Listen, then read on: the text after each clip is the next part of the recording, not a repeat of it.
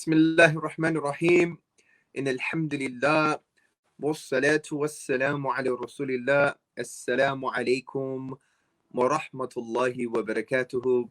Brothers and sisters and friends, and welcome to the Mirage of Atheism.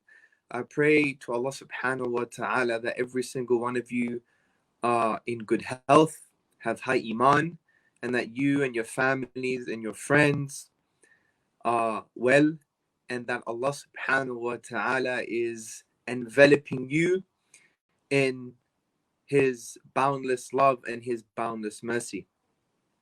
So we're going to spend a few hours together talking about the Mirage of Atheism. Now, why do I believe that atheism is a mirage? Well, what is a mirage? A mirage essentially is an optical illusion. It's a misrepresentation of reality. It's a perspective that is not in line with the actual state of affairs. So it misrepresents the truth and misrepresents reality. And today I want to talk about three main areas why atheism is an intellectual mirage, because atheism doesn't make sense concerning the universe. Atheism doesn't make sense of the beginning of the universe. Atheism doesn't make sense of the dependency, the contingency of the universe. And atheism doesn't make sense of our natural born affinity to worship. Now I'm going to explain all of these points. Now, before I get into all of the points, I want you to realize that these are big topics. They are topics that require study. If you go on to if you progress at different levels, you would understand that there's a wide literature in academia, even in theology, concerning these topics. So I want you to appreciate that what I'm going to be talking to you about today is not everything. And I'm not giving you all the nuances and all the details. However, I'm giving you the essential framework and the basic concepts in order for you to have that sense of certainty, in order for you to grow. Because there is an Islamic principle, as many of you know, that doubt doesn't override certainty. So the way I'm going to present the three main areas today is going to be based on the kind of basic structure of the argument, the basic concepts, the fundamental ideas that are certain, and then that would allow you to grow. And then when you engage with these ideas, even if you don't know about something, or even if you have a question, it's not going to trouble you. It's not going to give you any doubt. Why? Because doubt doesn't override certainty. So we're going to start with the fundamentals, start with the basics, start with these key concepts that are intellectual in nature, but nevertheless you will be able to basically grasp them and have that sense of certainty, and then you'll be able to grow. Now, in saying that, every single one of you will be able to access a free copy, an e-copy, a PDF of my book, The Divine Reality, God, Islam, and the Mirage of Atheism, the newly revised edition. The PDF will be sent to you.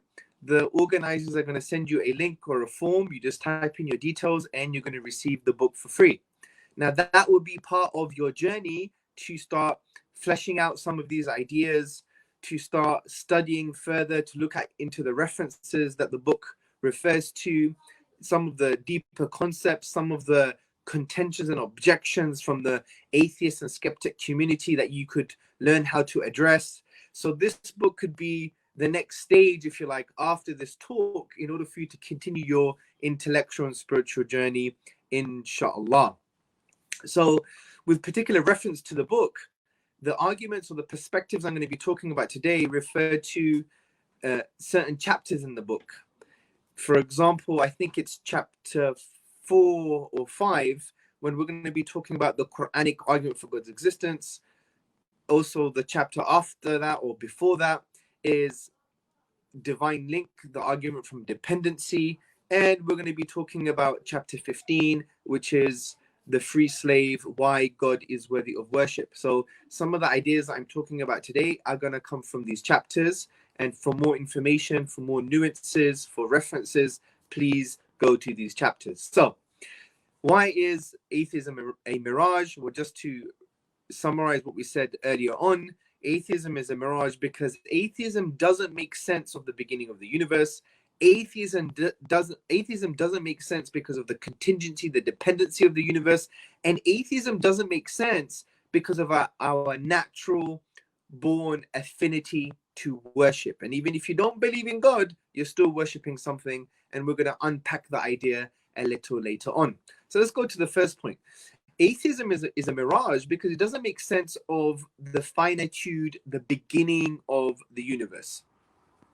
And what I want to introduce to you today is the Quranic argument for God's existence, which is a very powerful argument, which shows that atheism is false, and it shows that believing in an uncreated creator is rational. Not only can we come to this conclusion using our sound aql, our sound intellect, but we can also access revelation, and revelation gives us this answer. Now, what's interesting, this argument is not just an argument that you have to believe in revelation. You can't say, oh, God exists because the Quran gives you an argument in the Quran, and you got to just believe in the Quran. No, we're not postulating such an argument. We're saying that this argument that we're going to be talking about now is logical and rational. It's in line with sound reason. It's universal, and it's in the Quran.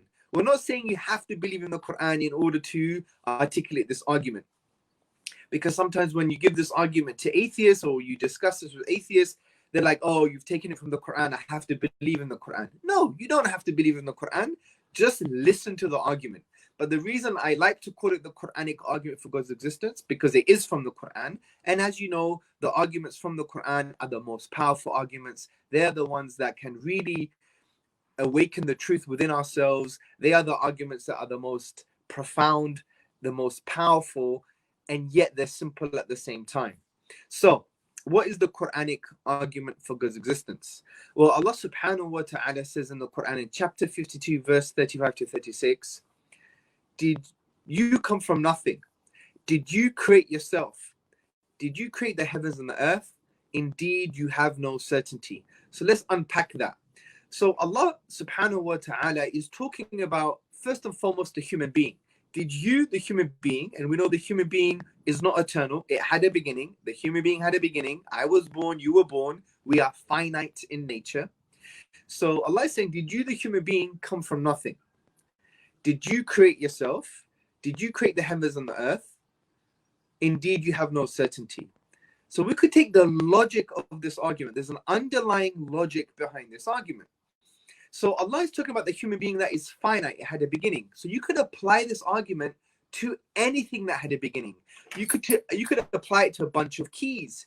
You can apply it to a boxing glove, right? You can apply it to anything that had a beginning, which also includes the universe. So Allah is saying, Allah is saying essentially from a logical perspective, did that thing that had a beginning, like a human being, like a bunch of keys, like a boxing bag, did that thing come from nothing? So that's the first possible explanation. Or did it create itself? That's the next possible explanation.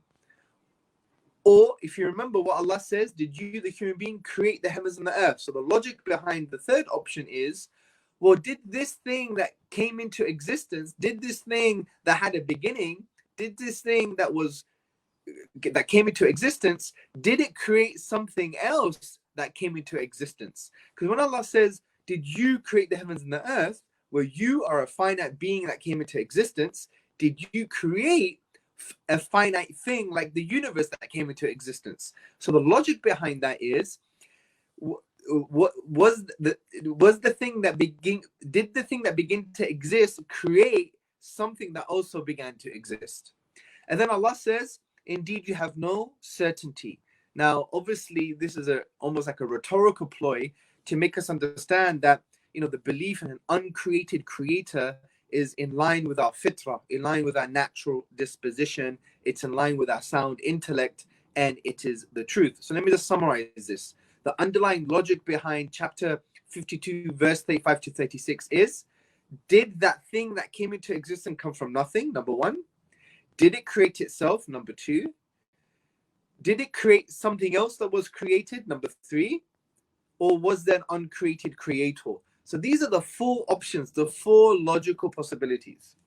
Now, before we apply this to the universe now, we have to basically deal with the fact that the universe had a beginning. Because if you remember, these ayat are only applied to something that had a beginning. Because Allah mentions, خُلِقُوا, were you created from nothing? Now, this implies that Allah is talking about the human being that was makhluk, that came into existence. That the human being is muhdath, it came into being. So, in order to apply the logic of this Quranic argument, which is also a universal argument, you have to first start with the perspective or the position that the thing that you're talking about also came into existence, also had a beginning. So if we want to apply the logic of this argument to the universe, we have to first try and show that the universe had a beginning. Now, I don't want to get into the huge astrophysical debate about the universe coming into existence. I don't feel these are very strong arguments from a philosophical perspective. Why am I saying that? Well, very simple. You have to understand that, when we talk about the Big Bang model in academia, there are around 17 different models that explain the same data. And many of these models, they have equal epistemic weight. What does that mean? They have equal weight in terms of their truth value. So you could pick any of these models. Yes, there are debates and discussions, but generally speaking, there are around 17 different models to explain the same data. And so when you think of the Big Bang, you have to understand there are 17 different models that explain the data that is associated with the Big Bang. This is called in the philosophy of science underdetermination, meaning there are more than one model, there are more than one models that explain the same data, and each of the models are competing with each other, and they have somewhat the same value in truth. So this area of astrophysics, it's still growing, and from my perspective, philosophically speaking, it's not what you would call, anything with certainty. You cannot conclude anything with absolute certainty because we have limited observations concerning this reality.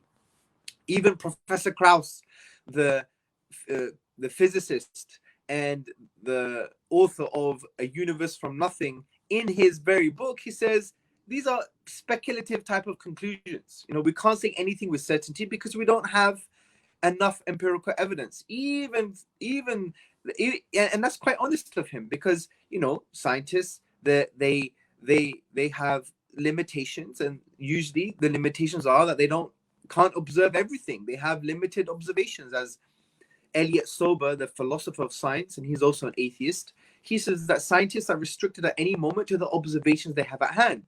No one has an infinite number of observations or all the observations required for a particular phenomena, especially when it comes to astrophysics. So I'm not going to go into that to show that the universe began. I just want to basically show you that the universe began with a very, very simple thought experiment. Look at this boxing glove. If I said to you this boxing glove is eternal, what would you say to me? What would you say? You would say, Hamza, how can the boxing glove be eternal? Well, what if I say, no, it is eternal? This is an eternal boxing glove. This boxing glove never had a beginning. It was always there. It is eternal. It had no beginning. You're going to be like, that doesn't make any sense. Then I'm going to ask you, why doesn't it make any sense? Well, the reason you know that this boxing glove is not eternal, even though you didn't see the beginning, even though you didn't see it when it was made, even though you didn't see when it emerged into its boxing glove existence, the reason you know it's not eternal, because it has limited physical qualities. Okay? It has limited size. So this one is 16 ounces, right? It has limited colors, limited volume, shape, size, smell. Actually, this one smells all right. It has limited physical features. Now, given the fact that it has limited physical features, you know they had a beginning. Why? Because it cannot give rise to its own limitations. something external to the boxing glove gave rise to the limitations of the boxing glove, right? Let me give you another example. Let's take these keys. These keys have limited physical qualities, limited size, shape, weight, charge, smell, temperature. Now, these keys didn't give themselves their limitations. Something external to these keys gave rise to those limitations. Given that's the fact, then it means that these keys had a beginning and this boxing glove had a beginning, because it couldn't give rise to its own limitations by itself. There was something external to it before it in order for these things to exist with these limited physical qualities. Let me give you another example just to make this very clear to you. Take this pen. This pen has limited color, limited shape, size, volume, smell, taste. I don't advise you eating a pen, but you get the point. Now, the pen didn't give rise to its own volume, length, size, weight, temperature, color. And we could ask the question, why is it the color purple and not any other color? Why is it this size or not any other size? Why is it this shape and not any other shape? Why is it this temperature and not any other temperature? Why is it this volume or not any other volume? And so on and so forth. Given the fact that we could raise these questions, we could now say, well, this pen didn't give rise to its own limitations. There must be something external to the pen before the pen to give rise to the pen with its limitations, because the pen cannot give rise to its own limitations, its own limited physical qualities, nor can the boxing glove, nor can the keys. Now, where am I going with this? Well, it's very simple. The universe is no different. The universe has limited physical qualities and it's made up of limited physical qualities. Even the most fundamental building blocks of the universe, if you want to call them quarks or virtual particles or subatomic particles, whatever the case may be, these things, whether we like it or not, have limited physical qualities. Now, given the fact that things with limited physical qualities cannot give rise to their own limitations, there must be something external to them that gave rise to those things with their limited physical qualities. And it's no different for the universe, given the fact that the universe is a physical thing and it's made up of physical things, even things that we can't see, things, there could be, things in the quantum reality. It doesn't really matter. The point is, they are physical and they have limited physical qualities. They can't give rise to their own limited physical qualities. Something external to them and therefore external to the universe gave rise to the universe with its limited physical qualities. So what does this mean? This means the universe had a beginning. Because in order for the universe to have its limited physical qualities, there must be something outside of it and something prior to it that gave rise to its limited physical qualities, which means the universe had a beginning. The universe is finite. Why? Because here is a principle. Anything with a limited physical quality is not eternal. Anything with a limited physical quality had a beginning. Just like the boxing bag, the boxing glove. When I said to you, this boxing glove is eternal, what did you say to me? You basically said, well, how can it be eternal? And I said, well, why don't you think it's not eternal? Because it has limited physical qualities. The principle is everything with limited physical qualities came into existence. It was finite. It wasn't always there because it can't give rise to its own limited physical qualities. Something outside of it gave rise to it with its limited physical qualities. Likewise, this whole universe has limited physical qualities. Therefore, and it can't give rise to its own limited physical qualities. Therefore, there was something outside of it before it to give rise to the universe with its limited physical qualities. And the universe is therefore finite. If it's finite, it can't be eternal because finite things have a beginning. So this is the easiest way of showing the universe had a beginning. You don't have to look into the science because science changes. You don't have to go into mathematics. It could be quite complicated. It's based on a really key rational principle that things with limited physical qualities can't give rise to themselves. There was something outside of it to give rise to it and its limited physical qualities, which means it's finite. And it's no different from the universe. The universe has limited physical qualities. It can't give rise to its own limited physical qualities. There was something outside of the universe that gave rise to the universe with its limited physical qualities. If that's the case, the universe had a beginning. It is finite. Good. So since the universe is finite, had a beginning, we can now apply the logic of the Quranic argument. Let's go back to remind ourselves what we were saying. Well, the Quranic argument, the logic behind the Quranic argument is things that had a beginning, things that are finite, either came from nothing, they created themselves, they were created by something else created, or there is an uncreated creator. Okay, it was created by an uncreated creator. Let's go back again.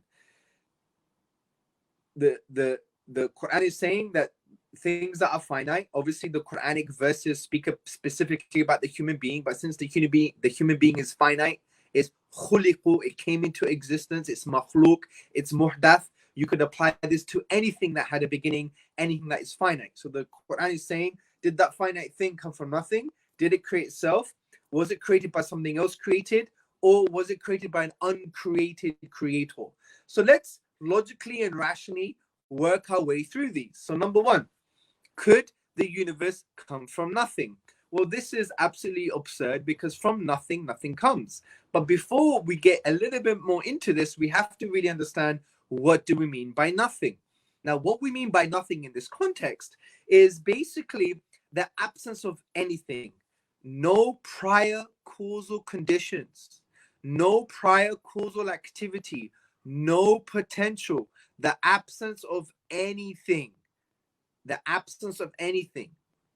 And this is very important because the concept of nothing is a universal negation. We're not talking about the kind of nothing that some scientists are talking about, that nothing is the absence of time and space, but it's still something, like a quantum vacuum. But a quantum vacuum is actually still something. You can't say it's nothing in this sense. So what we're saying here is that nothing means the absence of anything, no potential, no prior causal conditions, no prior causal activity. This is what we mean by nothing. So the universe couldn't come from nothing in this sense, because from nothing, nothing comes. If you have some nothing and add more nothing, if you like, all you're going to get is nothing. Think of it mathematically. 0 plus 0 plus 0 is actually 0. And what's even worse here is, well, the logical implications of saying that something can come from nothing. Now, if you could mirror it logically, and you could do a kind of logical assessment with its opposite. Because if you're saying that something can come from nothing, then it also means that something can disappear into nothing. So if something can come from nothing, then it logically also is the same for the other way around. That something can go into nothing, it can disappear, it could vanish, right? It can become nothing without any explanation. Let me give an example. To say something can come from nothing is logically equivalent if you mirror it from this perspective. Imagine you just close your eyes and all of a sudden your room and your house disappears. You should, if you're consistent, if you believe something can come from nothing, then you should also believe that something could vanish, can become nothing as well. So since if you close your eyes and your bedroom and your house disappears, you should find it reasonable that the house has disappeared for no reason, because of no cause, because of nothing going on. It just happened. But no one would ever expect that, because it's irrational. Well, if that's irrational, then the universe coming from nothing is also irrational, because that is its logical equivalent. Imagine, for example, Richard Dawkins, he gets a call from his bank manager, and all the millions he's made from writing his fiction books, right?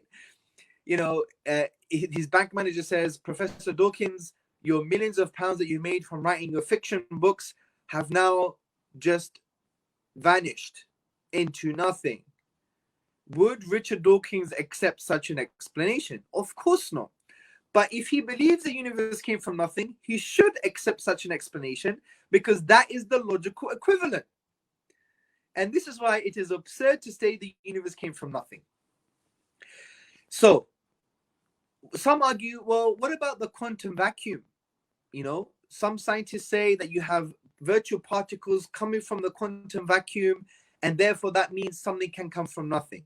No, no, no. This is a misunderstanding. You remember how we define nothing. Nothing is universal negation. Nothing means no absence of anything. Nothing means no prior causal activity, no potential. Now, the quantum vacuum is not nothing in this sense. The quantum vacuum is still something. It is a rich structure. It is a sea of fluctuating energy. So when a virtual particle emerges from this vacuum, it's not necessarily something coming from nothing. It's something coming from something. Now, another argument one would argue is, well, what about God? You're saying that something can't come from nothing, but doesn't God create from nothing? Well, this is a slight misunderstanding concerning the theological sense of nothing and the nothing that we're talking about here now. Yes, it's very true that Allah subhanahu wa ta'ala creates. He says, be and it is. Kun fayakun. So Allah creates. There could be nothing apart from Allah, and Allah creates something. We know that. But there's no contradiction here. Why? Because it's a subtle misunderstanding of Allah creating from nothing and something coming from nothing. Why? Because when we say Allah creates from nothing, we're saying Allah creates from no material stuff. He wills it and it becomes. That's not the same as something coming from nothing. Why? Because there is something already there. Allah is in existence, and via His will and power, something comes into existence as well. So it's not the case of something coming from an absolute nothing, because Allah exists, right?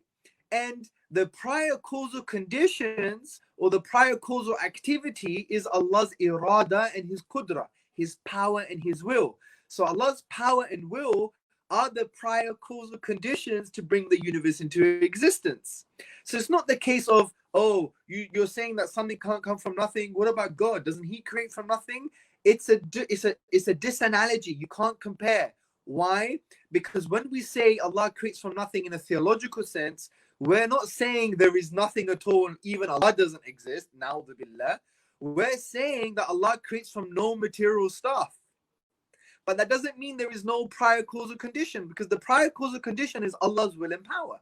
So it's not the case of something coming from nothing as what we've just spoken about now in the context of this argument.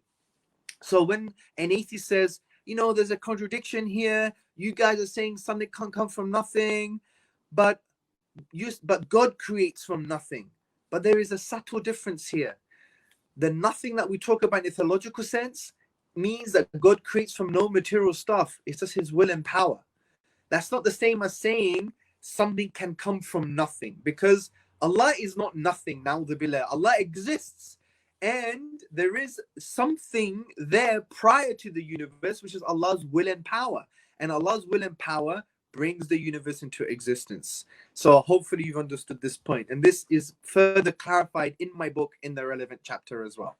So we know the universe cannot come from nothing. That's the first option out of the way. Second option, well, the universe created itself. Well, this is absurd. Look at this boxing glove. Could this boxing glove make itself? No. Could these keys make themselves? No. Could this pen make itself? No. Could I give birth to myself? No. Could our mothers give birth to themselves? No. Exactly. And this really undermines the argument that the universe created itself. Because think about it logically. For something to create itself, it means it was in existence and not in existence at the same time, which is an impossibility. And it also means that it was there before it came into existence. Again, an impossibility. And it also means that you should attribute power to the universe before the universe exists. Absolute crazy stuff. So we know the second option is not true, that it couldn't be the case that the universe created itself. What about the third option? Sorry, that's 4. This is 3. The third option. Well, the third option is, well, something created was created by something else created. So the universe, which is something created, it had a beginning. was created by something else that was created, for example, like another universe. Well, that is not plausible. Maybe at first instance you might be like, yeah, that makes sense, because I was born, my mother gave birth to me, and then her mother gave birth to her, and they're all created, they all came into existence, and that can go on. But ultimately, this is not an explanation, because it can't go on forever. That's the point. Because if you're saying, for example, the universe was created or came into existence because of another universe before that, well, let's ask the question, did that universe come into existence as well? Yes, it did. Because remember what we're saying, the option is something created was created by something else created. So if that universe that created this universe was also created, what about another universe? Then therefore it must have been created by something else created as well, like another universe. Well, is that universe created as well? Yes. Well, if that goes on forever, we wouldn't have the universe today. Let me explain this again. If this universe was created by another universe, and that universe was created by another universe, and that universe was created by another universe, and that goes ad infinitum forever, we would never have the universe today, because of the absurdity of the infinite regress of causes. Let me give you another thought experiment. Imagine I had in the UK, we have a water balloon. When it's summer, you have a balloon and you fill it with water and you throw it at your friends and you play these games.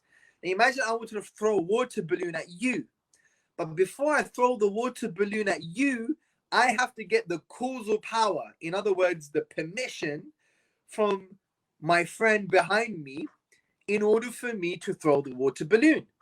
But he says, you know what? Before I give you permission, Hamza, I have to ask permission to give you permission. And that goes on forever, because that person also has to ask permission. If that goes on forever, will I ever throw the water balloon at you? No. Likewise, if this universe was as a result of something else that was created, like another universe, and then that universe came into being, was as a result of something else that came into existence, like another universe, and that goes on forever, we will never have the universe today. But since we do have the universe today, then the only option is that there was an uncreated creator. Because we said the universe couldn't come from nothing, the universe couldn't create itself, it couldn't be created by something else created ultimately. Therefore, the universe had an uncreated creator. Khalas. This is why atheism doesn't make sense, because they deny an uncreated creator. Atheism is an intellectual mirage because it denies an uncreated creator, but our sound reason, the Quranic argument, our sound intellectual faculties can come to the conclusion that there is an uncreated creator, because the universe had a beginning, and we could raise certain questions. Did it come from nothing? We know it couldn't come from nothing. Did it create itself? No, we know it couldn't create itself. Was it created by something else that was created? Ultimately, no, as we just discussed, because of the absurdity of the infinite regress of causes. Therefore, there is an uncreated creator. That's why the first point, atheism is a mirage, because it doesn't make sense of the finitude, the beginning of the universe. Second argument, the argument from dependency. Now, this is a very powerful argument, and you could use this argument by staring at a wall, by staring at a pen, by staring at a bunch of keys, by staring at a boxing glove. You can derive God's existence by just looking at these things. We're not going to do that for now, but let's just understand what this argument really means. Now, this argument from dependency is also known in philosophy as the argument from contingency. But I like to use the word dependency because it's more in line with our theological discourse. But one can also use the word contingency. Now, what we're saying here is that the whole universe is dependent, and it has to derive its existence from an independent, necessary being, Allah subhanahu wa ta'ala.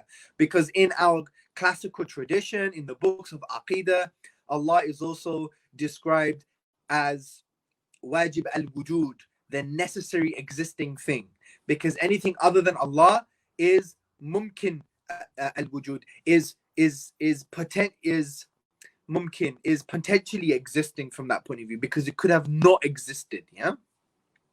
So what we're saying is that the whole universe is dependent, and everything within it and everything that we perceive And the only explanation for the dependency of the universe is that there's an independent, eternal, necessary being.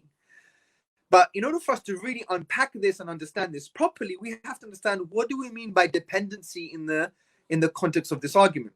There are four things that we mean by dependency. Four things, okay? When we say something is dependent, we're saying something is not necessary.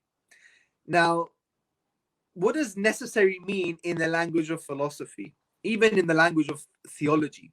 Now, when something necessarily exists, it means that it was impossible for it to have not existed. Let me repeat. When we say something necessarily exists, it means that it was impossible for it to have not existed. Okay?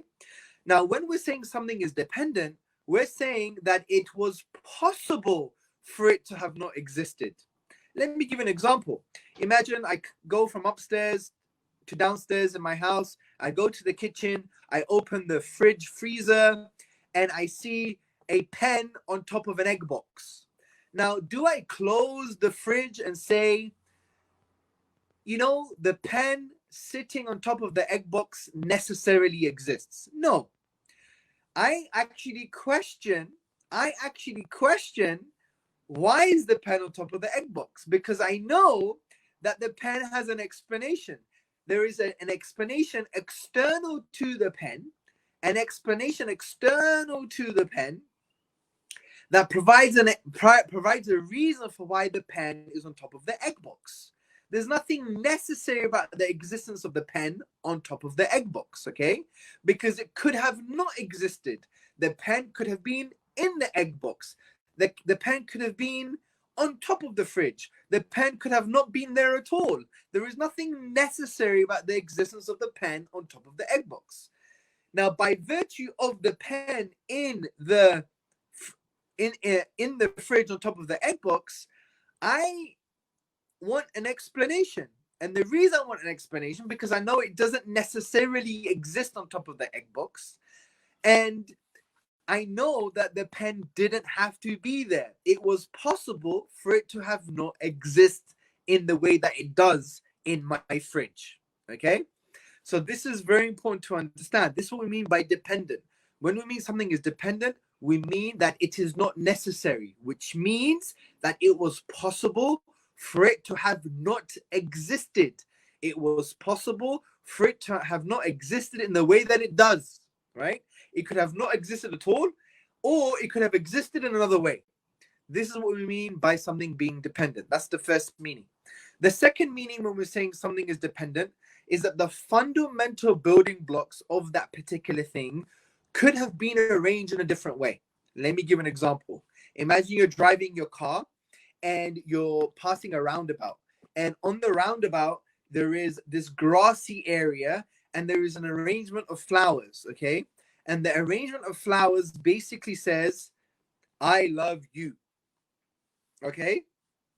Now, the fundamental building blocks of that flower arrangement is each of the individual flowers.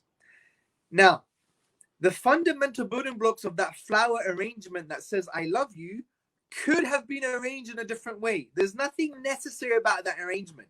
And we know by virtue of the arrangement, because of that arrangement, that there's an external explanation that explains the arrangement of the flowers that says, I love you. It could have been a gust of wind, for example. It could have been a gardener that was hired by the local government to basically arrange the flowers in that particular way. And we know there's nothing necessary about that arrangement, because instead of saying, I love you, it could have said, I adore you, or I like you, or have a nice day. The point is, the fundamental building blocks of that flower arrangement didn't have to be the way that they are. They could have been different. And not only that, there is an external explanation to explain the arrangement of the fundamental building blocks. In this case, it could have been a gust of wind, highly unlikely, I know, or it could have been a gardener. Okay? Now, that's the second definition of dependency. The third definition of dependency is something is dependent in the normal dictionary sense of the word.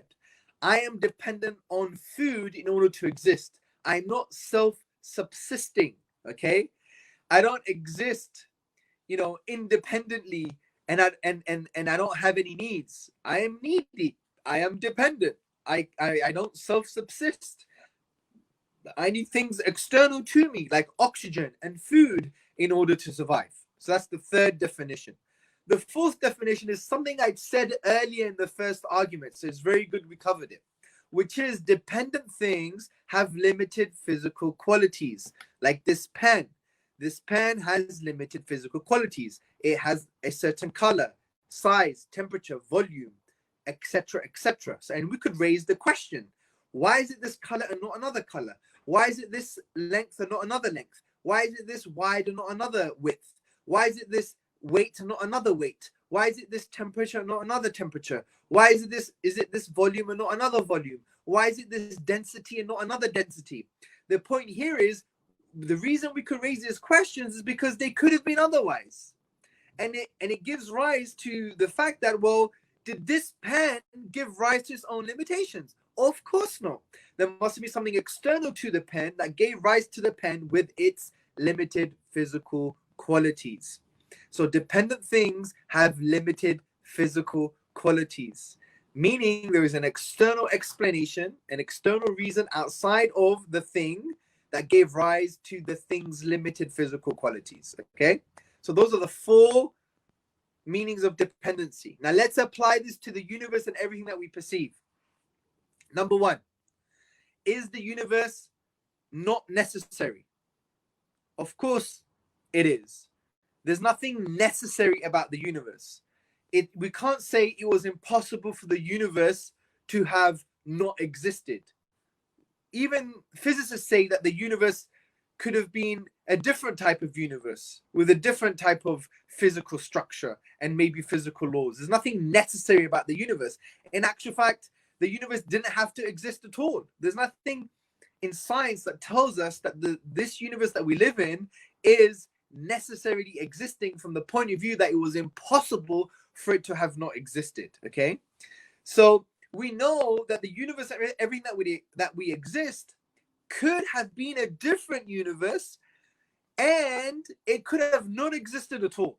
So this means it's dependent, which means there must be an external explanation for the universe, because how did the universe come to be?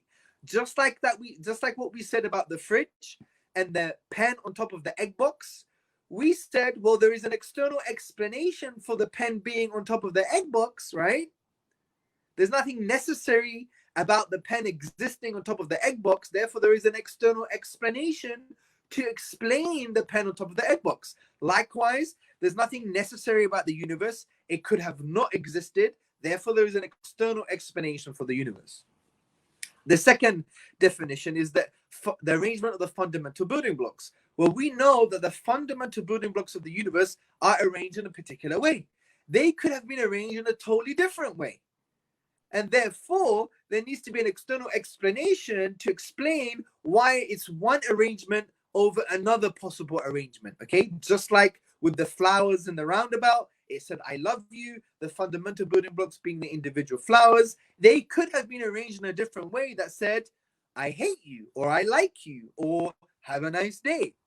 And the reason they are in the way that they are at the moment that says I love you is because there is an external explanation, such as a gust of wind or a gardener, that explains that particular arrangement. Likewise with the universe, its fundamental building blocks, you could, whatever you believe them to be, you go ask the scientists what they are. You could call them virtual particles, subatomic particles, some quantum reality. It doesn't really matter. The point here is that there are fundamental building blocks of the universe and they're arranged in a particular way. There's nothing necessary about that arrangement. They could have been arranged in a different way. Therefore, just like the arrangement of flowers, there's an external explanation that explains that particular arrangement. The other point is the universe is dependent in the normal dictionary sense of the term, that it's not self-subsisting. It just didn't exist by itself. The fourth definition is that the universe has limited physical qualities. Now, we've discussed this already. The universe is a physical structure. Yes, it's huge and vast, but it's a physical structure. It has a particular size. Even if it's growing, for example, and expanding, it still has a finite size. The universe is not eternal from that point of view. And its fundamental building blocks also have limited physical qualities, and things that we perceive within the universe have limited physical qualities. And as we discussed previously, things with limited physical qualities can't give rise to their own limitations. There must be something external to that thing, prior to that thing, that gave rise to that thing and its limited physical qualities. Likewise, the universe, even though it's huge and massive, the universe is a physical structure. It's limited, it's not infinite.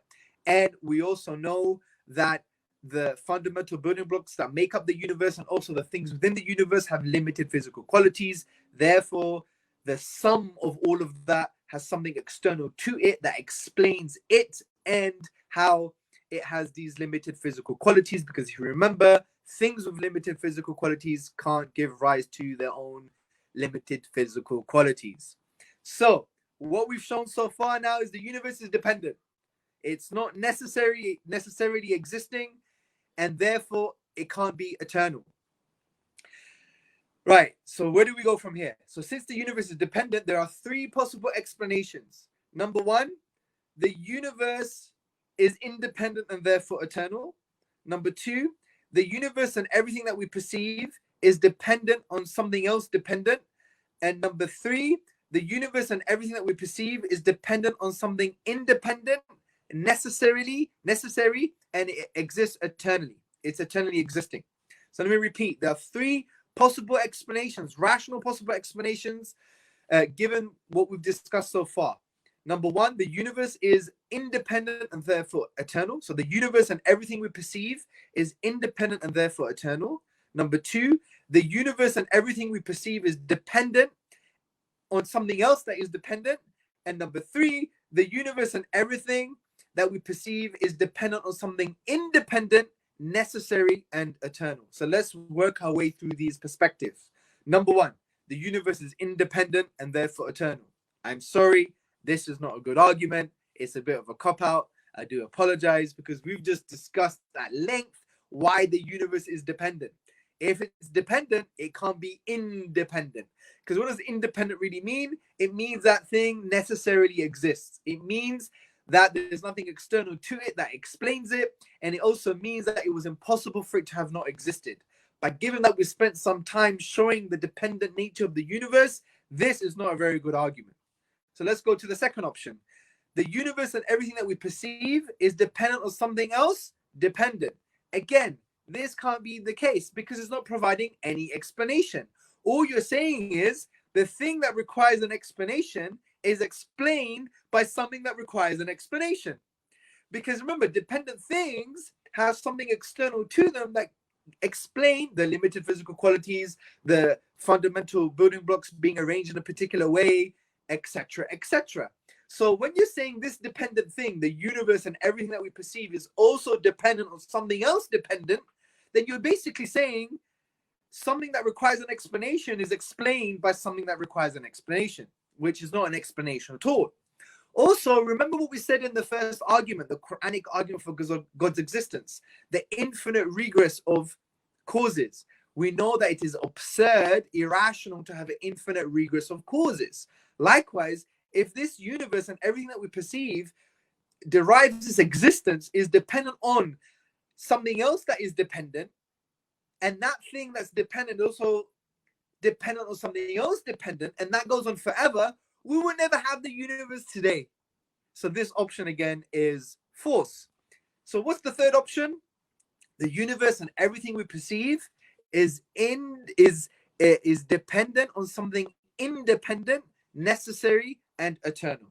And this is the most rational explanation to explain the dependency of the universe, that it actually derives its existence and it depends on something independent and it is eternal. Why is it eternal? Because things that are finite, okay, things that are finite are dependent. Okay, things that are finite are dependent, and things that are independent are eternal. So since the universe derives its existence from something that is independent, given that it's independent, it also has to be eternal. And this makes sense of Allah subhanahu wa ta'ala, because Allah says He is al-Ghani, He is the independent. Allah says He is as-Samad. Qul huwa Allahu ahad. Allahu Samad. Samad, meaning the self-subsisting, meaning that everything derives existence from this being, this eternal creator. So this makes sense of the existence of God. And for more information, go to the relevant chapter in my book, and to do with certain contentions. But let's deal with one objection. It's quite a popular objection. Actually, two objections. One objection to this argument is, oh, this is God of the gaps. You know, you have a limited, you have a gap in your scientific understanding, but in the future, when we progress scientifically, we're going to fill the gap, and it'll basically, we would not need God as an explanation. I'm sorry. This argument is a metaphysical argument. It absorbs all scientific information. Even if you had a new scientific theory 5,000 years ahead from today, this argument still works. Why? Because science can only deal with things that are dependent, are contingent.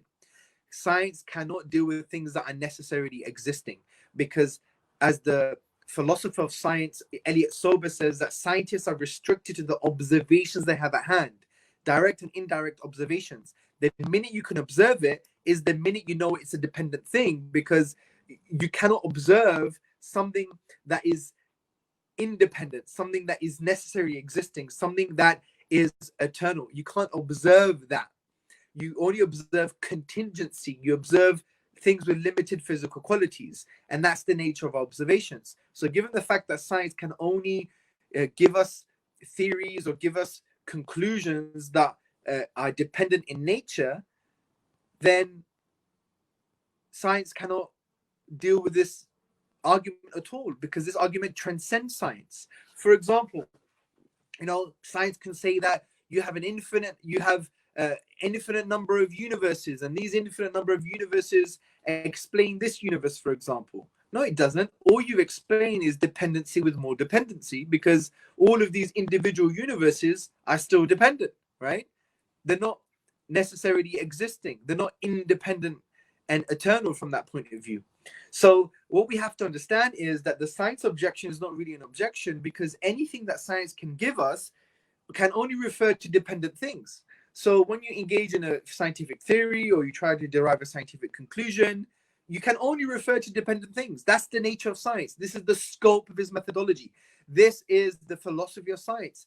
Not one scientist and not one philosopher of science will say to you that science can refer to eternal independent things, because that would mean that science now has gone outside of its method and its scope, and it's going into metaphysics and philosophy.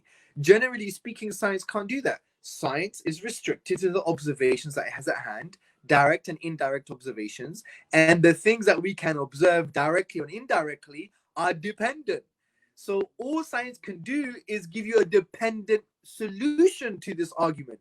But if you're giving a dependent solution, you're not solving the problem, because you're saying the universe that is dependent is also deriving its existence from something else that is dependent. And we already said that this is a false conclusion, because you can't have an infinite regress of dependencies. Another argument here is, well, isn't this a logical fallacy? Isn't this the logical fallacy of the fallacy of composition? So what's the fallacy of composition? The logical fallacy of the fallacy of composition basically says that you can't say that the whole has the same property as its individual parts. Okay? For example, take a Persian rug. A Persian rug is quite heavy, especially if you buy a really expensive one. It's a heavy rug. Now, it would be absurd to say that the Persian rug is light in weight, because the individual parts that make up the Persian rug, the threads, are very light. This is true. This is the logical fallacy applied here, the fallacy of composition. It's not always true that the whole is going to have the same properties as its individual parts. Just like a Persian rug is actually very heavy. even though its individual parts are the small threads. So it would be absurd to say the Persian rug is very light in weight, given the fact that its individual parts, the threads, are also light in weight. So this logical fallacy can be applied, but you have to understand when it can be applied and when it can't be applied. Because in some cases, you can't apply it. For example, take a brick wall. A brick wall is hard. The whole brick wall is hard. And its individual parts, the individual bricks, are also hard. So it can be the case that the whole has the same property or properties as its individual part. In this case, the wall is hard and its individual building blocks, its individual parts, the brick, is also hard. So it's not a universal fallacy. It's not always fallacious to say that the whole has the same property as its individual part or parts. Likewise with the universe. Because what they're saying here is, oh, you've committed a logical fallacy because everything in the universe is contingent or anything in the universe is dependent, therefore the universe is dependent. You can't say that because the whole doesn't have the same property as its parts. Just like the Persian rug. We agree, but you can't apply it to the universe. Why? Because the universe is more like the brick wall. Because if everything we perceive within the universe is dependent and its fundamental building blocks of the universe are dependent, then we can say the whole universe is dependent, and we're not accused of committing the fallacy of composition. Why? Because of the principle of dependency. The principle of dependency is as follows. Dependent things make up dependent wholes. Dependent individual things make up dependent wholes. And for them to deny this, they have to prove how dependent things do not make up dependent wholes, which is absolutely impossible. So that's why this contention is not a valid contention. So, so atheism again is an intellectual mirage because it doesn't make sense of the dependency of the universe. Final point. Everybody worships. Atheism doesn't make sense of our natural born tendency to worship. You have to understand, brothers and sisters and friends, even if you don't believe in God, you're worshipping something. As Martin Ling said, man cannot not worship. Man cannot not worship. Now, interestingly, in the Islamic tradition, worship is quite profound. It means four main things. It entails four main things. That you know Allah, that you love Allah, that you obey Allah, and that includes being humble before Allah, and that you direct all your action, all your acts of worship to Allah alone. You single out and you direct all your acts of worship to Allah alone. The internal acts of worship, the actions of the heart, and the acts of worship of the limbs. So this is what worship entails, brothers and sisters, that you know Allah, you love Allah, you obey Allah, and you direct all acts of worship to Allah alone. The internal acts of worship, the actions of the heart, and the actions of the limbs. Now, this is very important because if you take the logic of this, everybody worships. Because remember what we said, what worship entails, that you know Allah, you love Allah, you obey Allah, and you direct all acts of worship to Allah alone. Let's take the logic of this. Something that you want to know the most, something that you love the most, something that you obey the most, something that you direct your acts of worship towards the most, like gratitude, because gratitude is an act of the heart, it's an action of the heart, ultimate gratitude. If you want to know something the most, you want to love something the most, you obey something the most, and you are ultimately grateful towards something the most, that is your object of worship. And what's interesting, even for the atheist, at some point in their life, they want to know something the most. At some point in their life, they want to love something or many things the most. At some point in their life, they're obeying something or someone or something or an idea the most. At some point in their life, they're displaying gratitude in their heart, ultimate gratitude for something or some things the most. That is their object of worship. And this is so true that you can't run away from worship. Man, human beings are natural born worshippers. The point is, whom deserves your worship? And this is very interesting because the beautiful chapter in the Quran, chapter 39, verse 29, and I'm paraphrasing, when Allah says, consider the situation of two people. One man is a servant to many masters, and they're all arguing. And another man, he's a servant to one master. Whose condition is best? Obviously, the one with a better condition is the one who's a slave, who is a servant to one master. If you're a servant to many masters and they're all arguing, you're finished, right? So from that point of view, Allah is trying to say to us, if you don't worship Allah, your one true master, you're worshipping all these other things. So if you want true freedom, true liberation, then worship the one who knows you better than you know yourself, and the one who has more affection for you than your own mother, which is Allah subhanahu wa ta'ala. So from that point of view, the default position of human beings is to worship even if they deny God.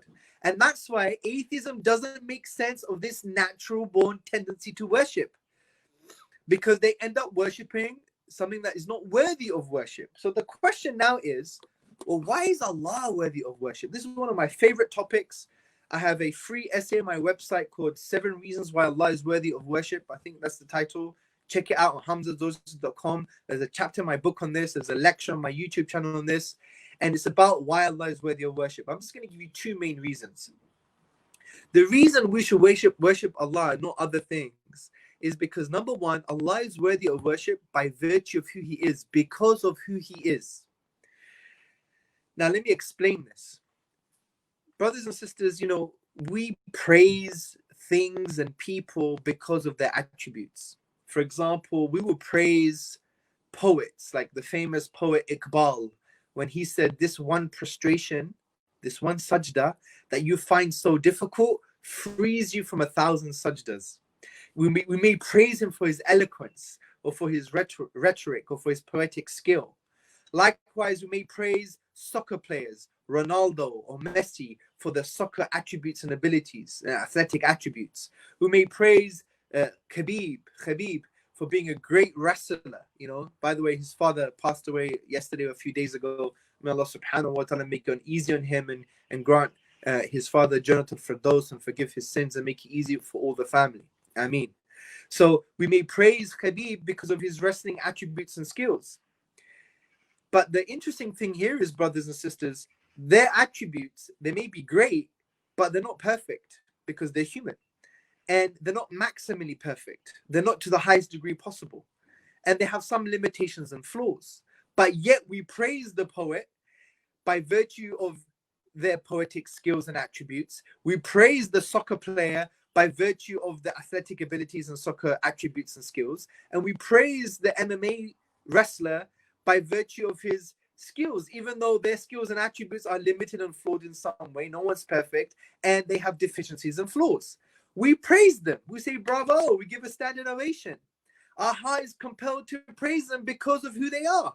If that's the case, then what does it mean how we must praise Allah because of who He is? Because Allah's names and attributes are maximally perfect to the highest degree possible. They have no deficiency and no flaw. We must give Allah an extensive praise, and praise is a form of worship. In Kitab is Surah Al-Fatiha, the mother of the whole book, the whole Quran. In the first line of Kitab of Surah Al-Fatiha, that summarizes the Quran, which is a summarize of Tawheed, a summarization of the whole of Tawheed. Allah says, Alhamdulillahi Rabbil Alameen. Alhamdulillahi Rabbil Alameen. All perfect praise and gratitude belong to the Lord of everything that exists. Extensive praise is a form of worship. So if we could praise all of these things, and these things don't really directly benefit us in any way, and their attributes are limited and flawed and not perfect, what does it mean about praising Allah subhanahu wa ta'ala? Because it means that we must give Him an extensive praise because His names and attributes are to the highest degree possible. They are maximally perfect. They have no deficiency and no flaw. So if we can praise deficient things that are flawed in some way and they don't directly benefit us in any way, then what does it mean about giving Allah an extensive form of praise? and praise is worship. And that's why Allah is worthy of worship, because of who He is, and not because of how He's decided to manifest His names and attributes in our lives. Maybe we don't have a great life. We live in poverty. We haven't been given many bounties. Allah is still worthy of praise because of who He is. So that's the first point. And this is very important, because we shouldn't have a transactional relationship with Allah, that we only worship Allah if He gives us something. No, this is a false understanding. This is making you a peer with Allah, which I would argue could be a form of shirk, of course, because you're saying, Allah, you know what? I give you salah if you give me some wealth, some health, family, wife, kids, and I give you my ibadah. No. Allah is worthy of worship even if you receive the crumbs of the universe. In actual fact, Allah is worthy of worship even if the whole universe decided not to worship Him. And Allah is worthy of worship even if the universe worships Him. And Allah's bounty and majesty will not be decreased if people don't worship Him.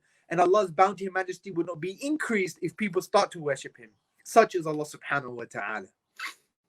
So that's the first point why Allah is worthy of worship. The second point is Allah is Al-Khaliq. He is the creator. He is Al-Khalaq. He is the perpetually creating. Now, what does this mean in the context of worship? Now, there is something in your lives that you receive every moment of your existence that you don't earn, own, or deserve, but it's freely given to you and it's priceless. What is this thing? This thing is every conscious moment of your existence, life itself. You don't earn it, own it, or deserve it. You can't even create a fly. It's priceless. Why? Because if I said to you, you had 10 minutes left to live, and in order to have another 10 hours or 10 days, you have to give me all of your wealth, you will throw all of your wealth at me. Such is the priceless nature of life.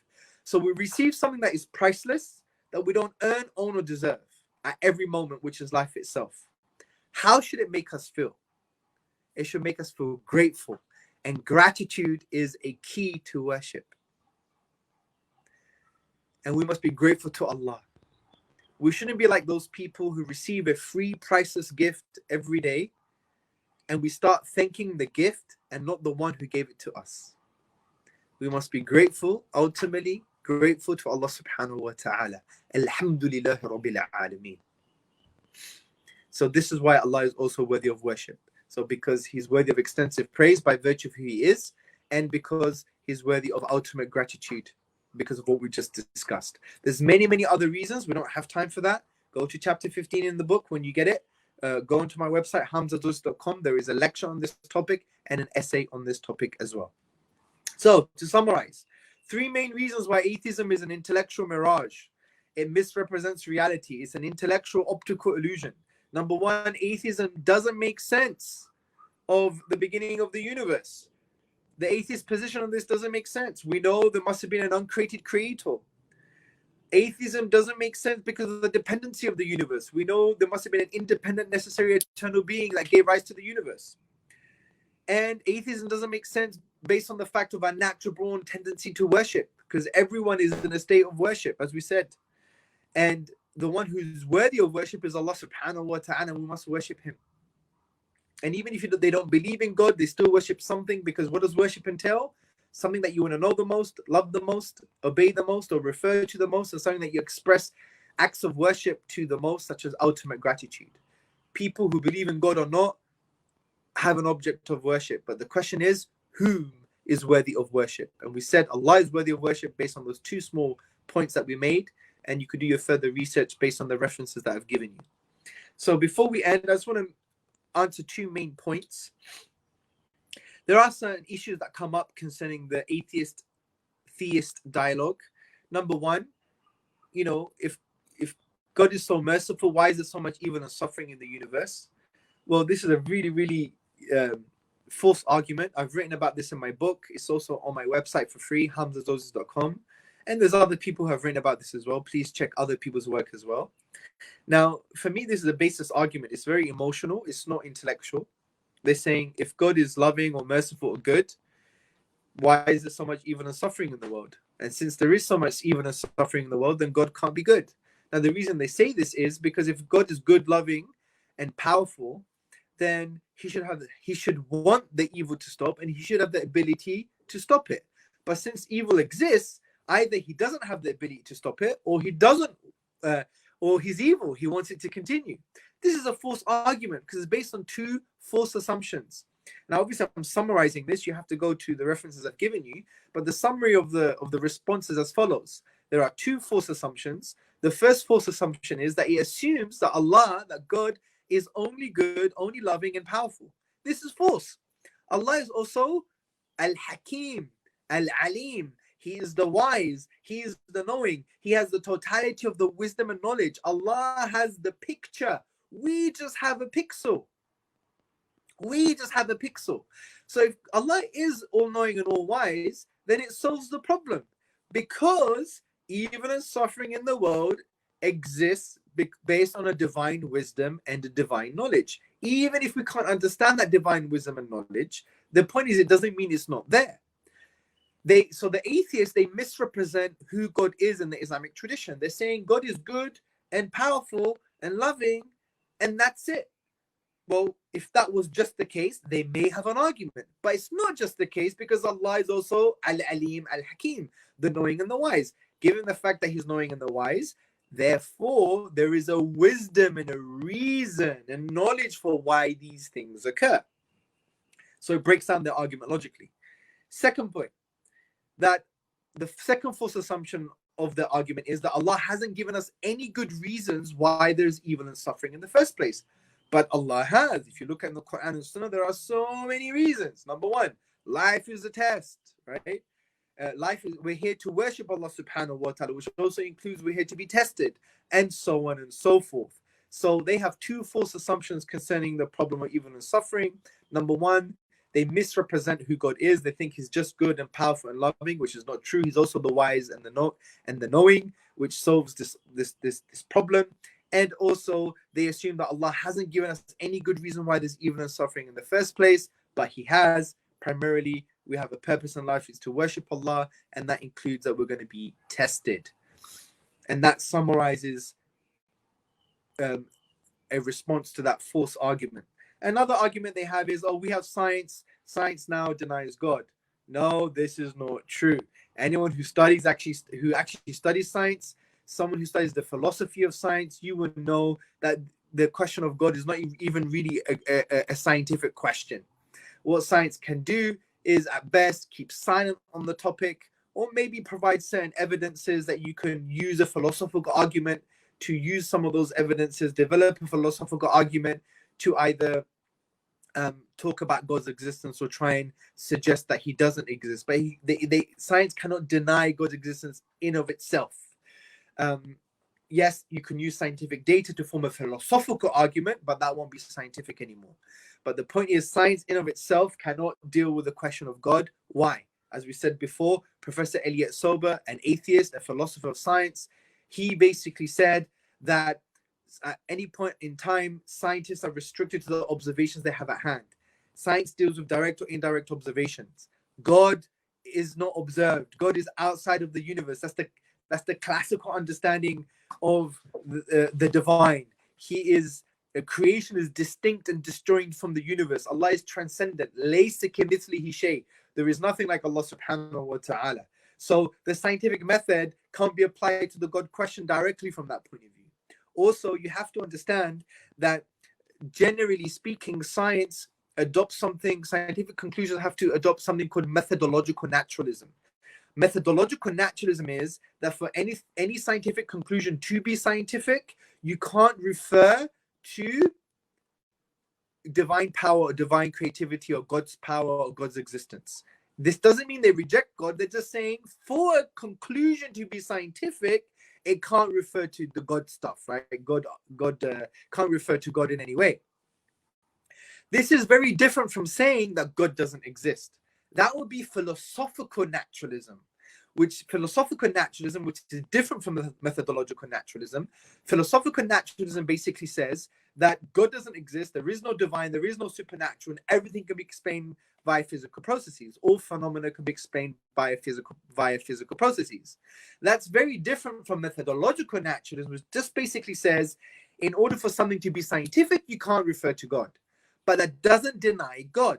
So what some atheists do, they confuse philosophical naturalism with methodological naturalism.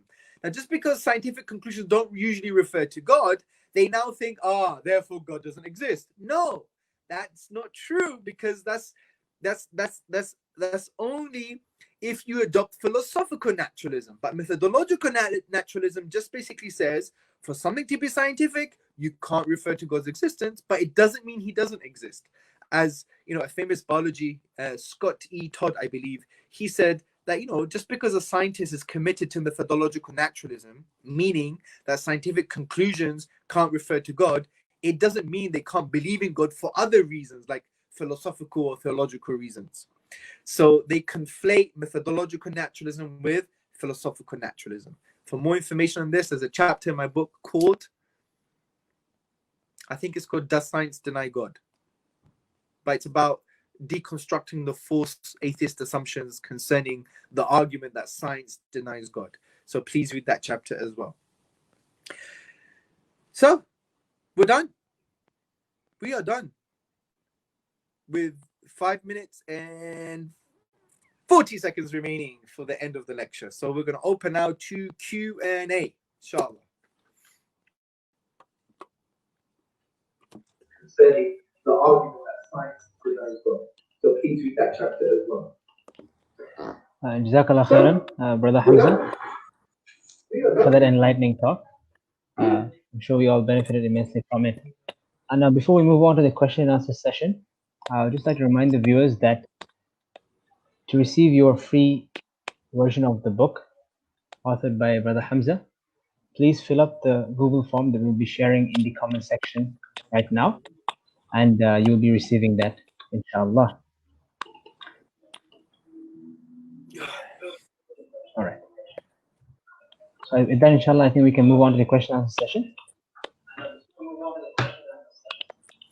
All right. So the first question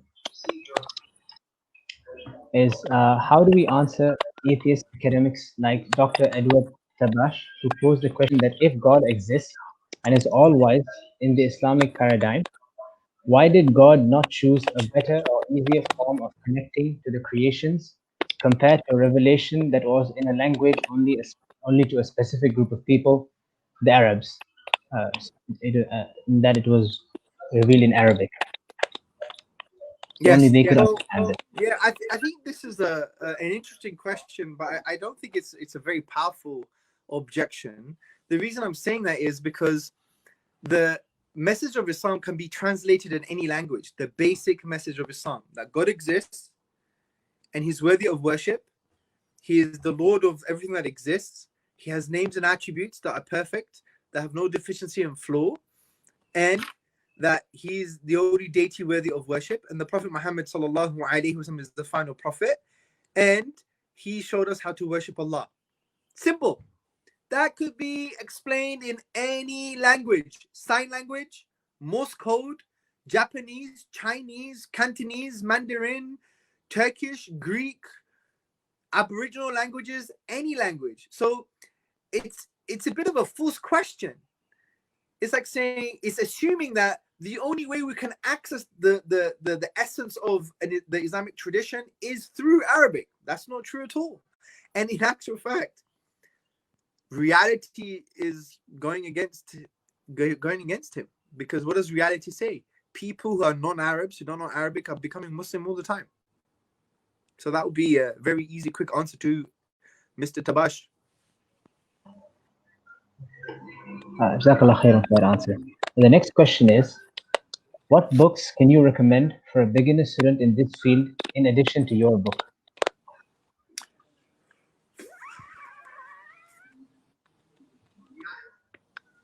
You know what? One of the reasons I wrote the book is because there wasn't a Muslim in the English language that wrote a book on this topic. So that was one of the problems. So a beginning book.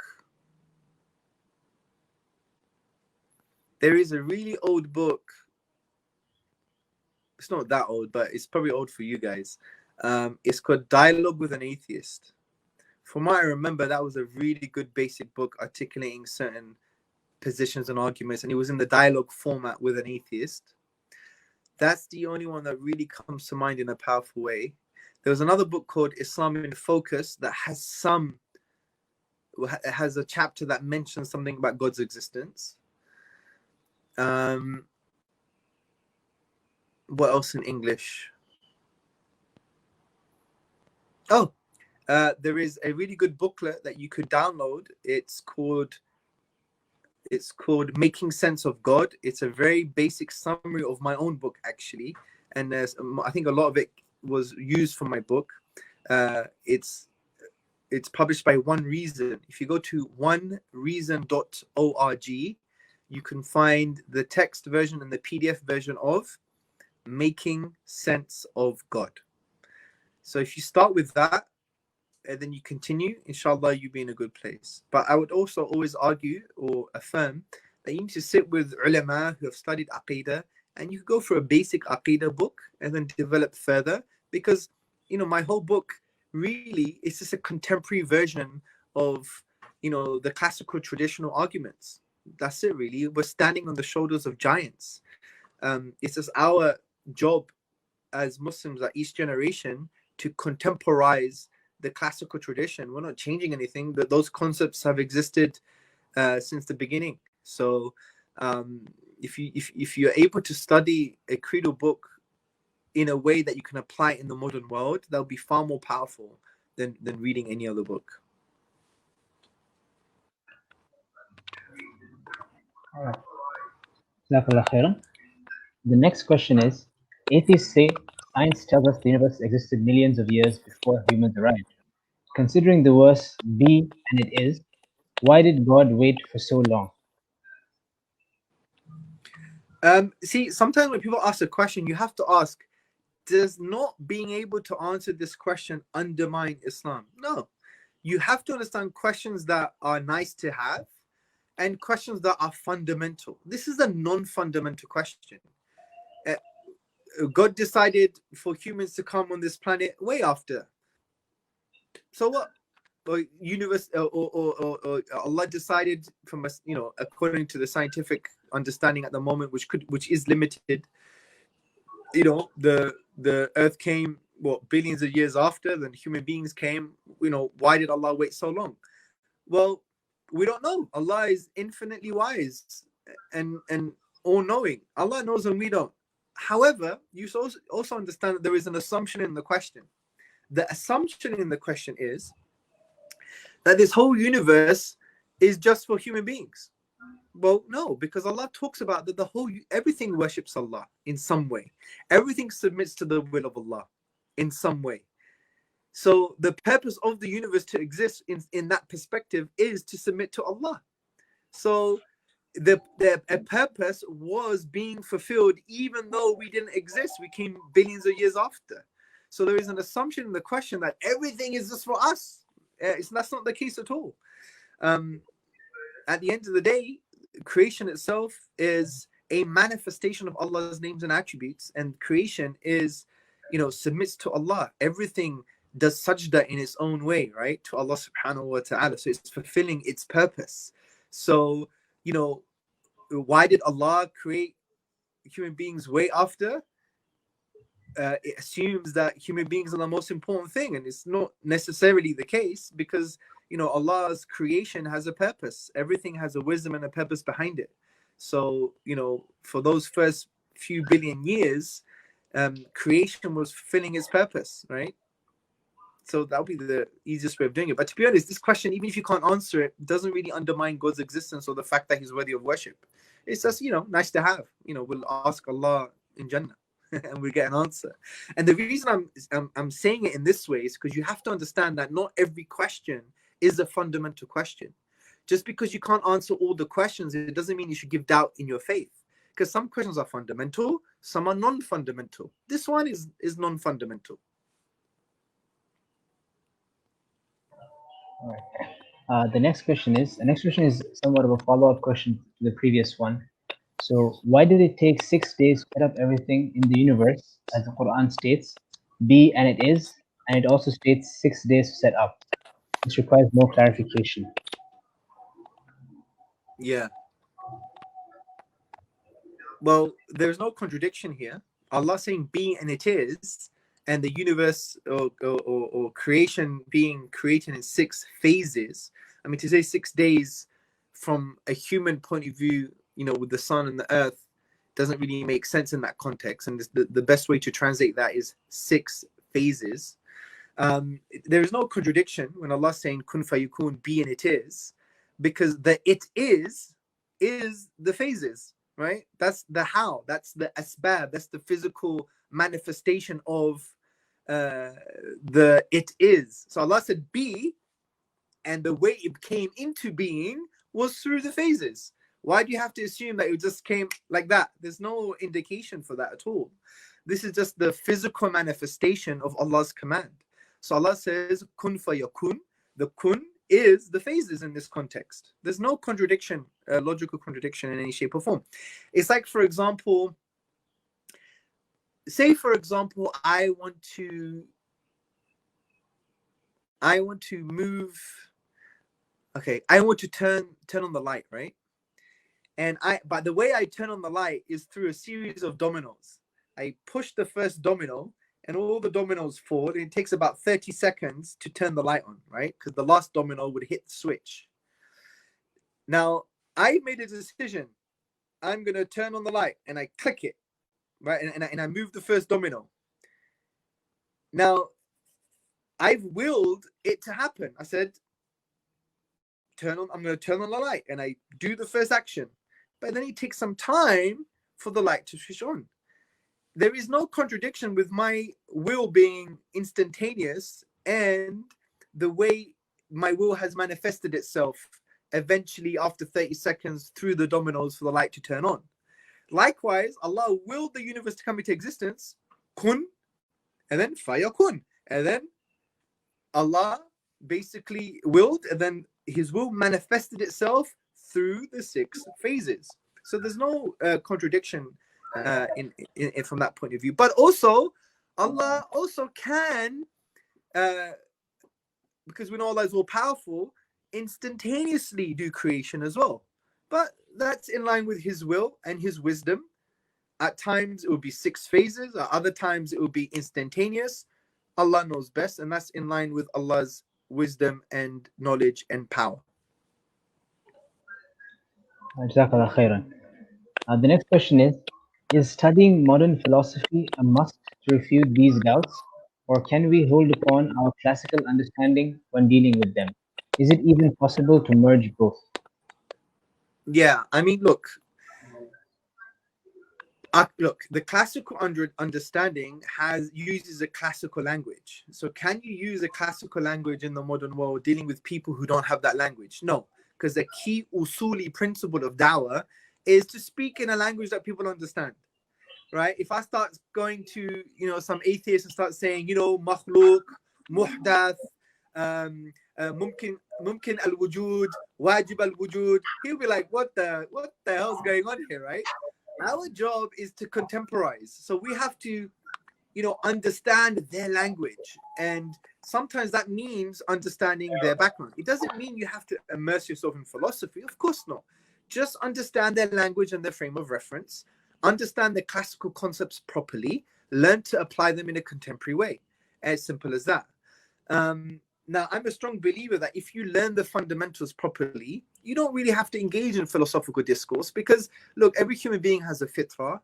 And in the fitrah, the innate disposition, it has primary knowledge that Allah exists and He's worthy of worship. But that fitrah gets clouded. Our job is to uncloud the fitrah. If you know these fundamental arguments or perspectives or ayat or signs well, and you just share it with people, it could be enough to awaken the fitrah. You don't have to go into crazy philosophy. In actual fact, I would not even advise that because, you don't create certainty by dealing with doubts. You create certainty by giving them certainty. So give people really good, powerful Quranic arguments for Allah's existence, for why Allah is worthy of worship. And then if the questions come, deal with the questions. Don't start firefighting. Give them a strong foundation. Share Islam through that strong foundation that Allah exists, He is one, and He is worthy of worship, right? So, and I would also argue that there is a limit on how much you can philosophize because it gets to a blameworthy level to the point where you're splitting their philosophical hair and you're not getting anywhere. And that for me is an indication that that person doesn't need philosophy anymore, doesn't need arguments anymore. What that person needs is something else. Maybe connection with Allah, maybe reading the Quran, maybe revelation, maybe good behavior from the Muslims, akhlaq and adab, who knows? Because there's different ways to uncloud the fitrah. Because if someone is going on such a crazy level and splitting the philosophical hair, this is an indication for something else that's going on. It's not an intellectual issue, it's a psycho-spiritual issue. I'll give you an example. You know, there was an atheist Pakistani that came to one of my university lectures, and he basically said something like, oh, your argument for God's existence doesn't make sense because causality doesn't make sense outside of the universe.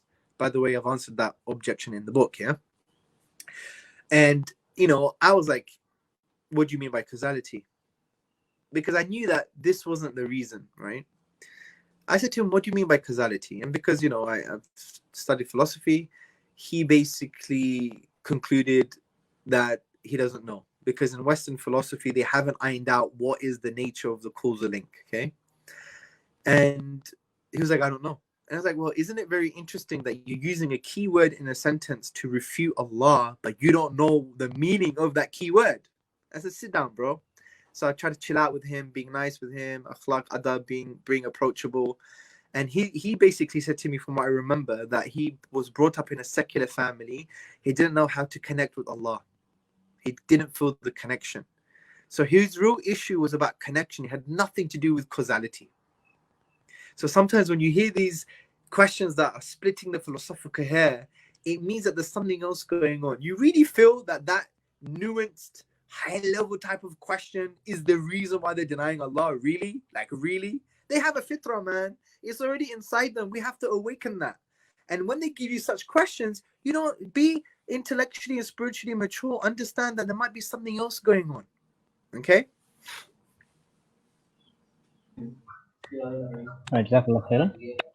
The next question is, how can one refute pantheism, the belief that everything is a manifestation of and encompasses God? Say that again. How can one refute pantheism, the belief that everything is a manifestation of and encompasses God? The refutation of pantheism, that everything is a manifestation of God and is God. Okay, well, the easiest refutation is to refer to the argument from dependency. So one would then argue that if everything is God, then you're saying God is dependent, and that's not God anymore. That's the easiest way of dealing with pantheism in light of the lecture that we had today. So if you remember, I talked about the dependency argument. We defined the 4 definitions of dependency. If God is the universe as well and in the universe, then you're saying God is dependent. If God is dependent, then he needs an explanation. If God needs an explanation, then he's not God anymore. Simple as that. Jazakallah khairan. The next question is belief in God supernatural? Because usually atheists use this to shift the burden of proof by saying that the burden of proof is on the supernatural claim and not on that which is observable. Yeah, so what? That's a ridiculous point that they make. Say to them, look, supernatural is a loaded term. Say God's existence is truth. And for all truths, for many truths, you don't require empirical evidence. Even in science, in order to have scientific truths, you need other truths that you can't prove with observation. Because the scientific method to work requires philosophical assumptions. These assumptions you can't prove empirically, right? For example, you have to believe that nature is uniform in order for science to work. You can't prove empirically nature is uniform because you have to assume it first. For example, Professor Samir Okasha, he's a philosopher of science, he makes this interesting point. Now, for a well-confirmed scientific theory to work, you have to assume that nature is uniform because you're never going to observe all the observations required to make a 100% certain conclusion. For example, take the Darwinian model. scientists say the Darwinian mechanism explains biological change because it's a well-confirmed theory according to them. But have they observed all of biological change? No, they haven't even discovered like 90% of the ocean yet, right? Or 80% or something.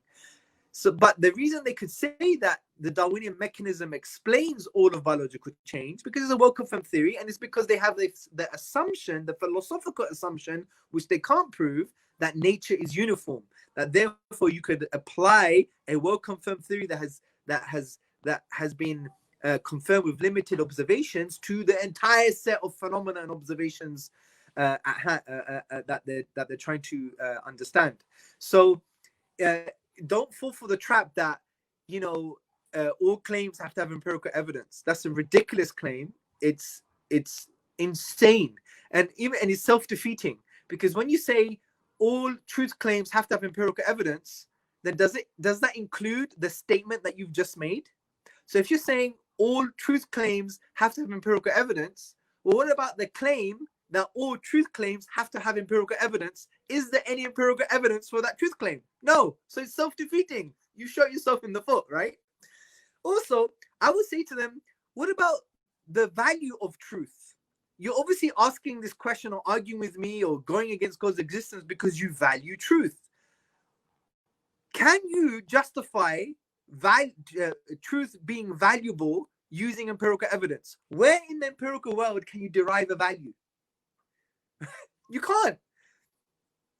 This is outside of the empirical domain, because the empirical world, you can't derive value from empirical stuff. So you're saying your whole question and your argument with me assumes that you value truth. But that value that you hold that is driving your discussion, your perspective here, cannot be proven with your own perspective, which is everything has to be empirical. So I hope that helps. All right. The next question is, how can we differentiate between having free will and the written qadr of Allah? Yeah, so this is a good question. It's an unanswered question. So I remember when I said to you there are fundamental questions and questions that are nice to have. This is not really a fundamental question. We can affirm that everything is predetermined and everything is based on the will of Allah subhanahu wa ta'ala. And at the same time, we can affirm that we have free will, even though it might be limited free will. There seems to be a philosophical contradiction between the two, and we can't really reconcile it. Big deal. This is beyond us, because this is based on Allah's majesty and ability and power and knowledge. We're not going to know the full vastness of his power and knowledge and ability, because by virtue of who Allah is, we're limited beings. Allah is not. Allah has maximally perfect names and attributes to the highest degree possible. We cannot even understand that. So could we ever access the totality of Allah's knowledge and wisdom? No, because we have limitations, cognitive limitations, physical limitations. So from that perspective, to even try and understand how to reconcile the qudra, the power, and the qadr, and the irada, and the will, and the predestination, and the divine decree of Allah subhanahu wa ta'ala with our limited free will, this is beyond us. It's one of those questions that frankly is beyond us, and it should never really trouble you, to be honest, because us not really answering this question properly is a sign of our humanity and a sign of our limitation. And also, you need to understand that Allah doesn't address this topic in a philosophical way. Why do we pose it as a philosophical question? When Allah talks about divine decree and predestination, he also does it from the point of view to elevate us and to empower us. Because what does the Quran and Sunnah say? The Quran and Sunnah say that if the whole world were to come to harm you, they would never be able to harm you unless it's the power of Allah subhanahu wa ta'ala. And if the whole world were to come to benefit you, they'll never benefit you unless it's the will of the will, it's in line with the will and power of Allah subhanahu wa ta'ala. This makes us realize that things within the universe do not have intrinsic power. It's all because of Allah. So connect to Him, and that will free you from the kind of so-called fear or the so-called perceived obstacles in the dunya. They don't have any intrinsic power. Allah has all the power and the ability. La hawla wa la quwwata illa billah. There is no true power apart from the power of Allah subhanahu wa ta'ala. So the concept of qadr and qudra and irad and all of these things, should free us from the slavery to thinking that the physical world has intrinsic power. It's Allah subhanahu wa ta'ala, you know. So it's there to give us wings, not to enslave us to the material world. It's meant to give us wings so we fly. And that's why the Sahaba achieved so much, because they really were connected with the Tawheed of Allah. They knew that no one's going to stop them unless Allah wills it.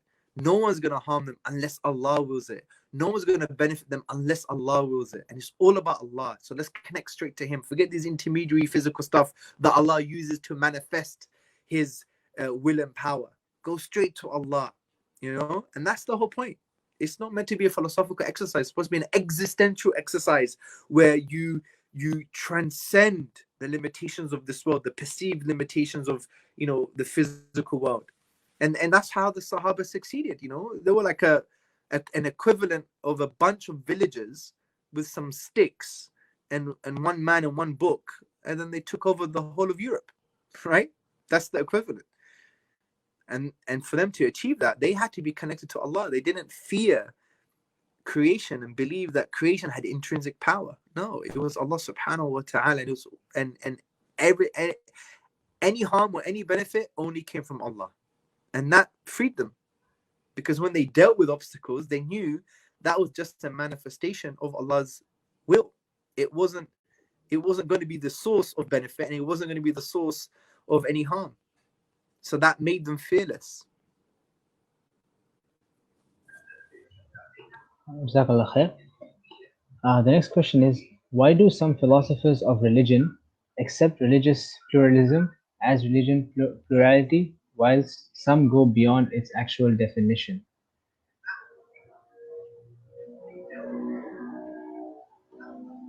Are basically saying that they are like perennialists, or they believe that you know, all religions are the path to God, or the path to truth, and you could all have salvation with the different religions.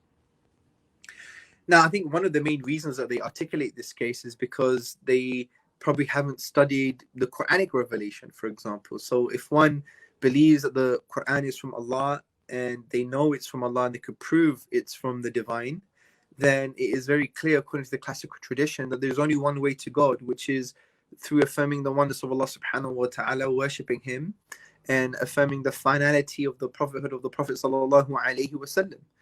Now, does this mean that we didn't believe in other traditions? Does it mean that we have a monopoly on the truth?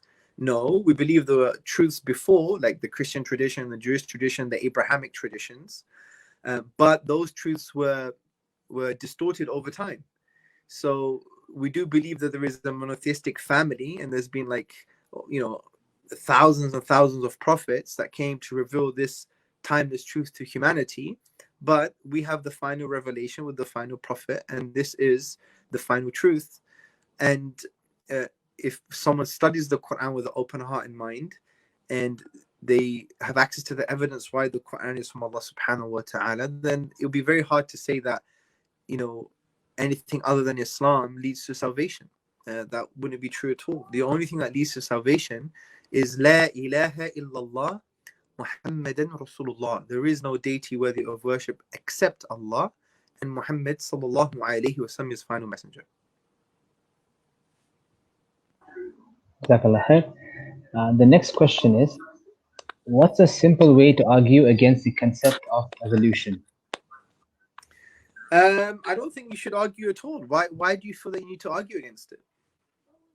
Look, currently, according to the majority of the scientists, the vast majority of scientists, they believe the Darwinian mechanism is the best explanation for biological change.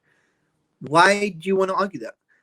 The minute you want to argue that is when you believe that the Darwinian mechanism is a truth, just like a religious truth or the truth from Allah.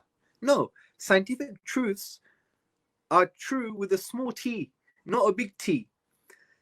If you study the philosophy of science, you know that you can always have a future observation that can change your current conclusions. Even Richard Dawkins, who is evangelical concerning the Darwinian mechanism, the Darwinian evolution, he even says in his book, A Devil's Chaplain, I believe it's in A Devil's Chaplain, he says, in the future, we may have evidence that not only changes Darwinism, but maybe it will make us reject it altogether. Because that is one of the beauties of science. It's human knowledge. We don't have all the knowledge. And the more we progress, the more we change our theories, even if we believe them to be so true and well confirmed, they may change still in the future. So the nature of these type of scientific conclusions, although they're true from a scientific point of view, they're not true with a capital T, which means that there could be another observation that can contradict our current conclusions. Simple as that. So why do you want to argue that? The only reason you want to argue that is because we don't really understand what the nature of science is and the philosophy of science. That's what's created the problem. Because we've made science equal to divine revelation.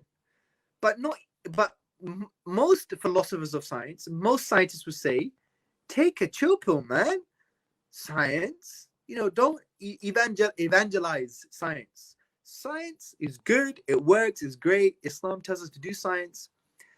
But some of our conclusions are not going to be in line with the revelation. Big deal. Because we know in the future it might change based on new observations.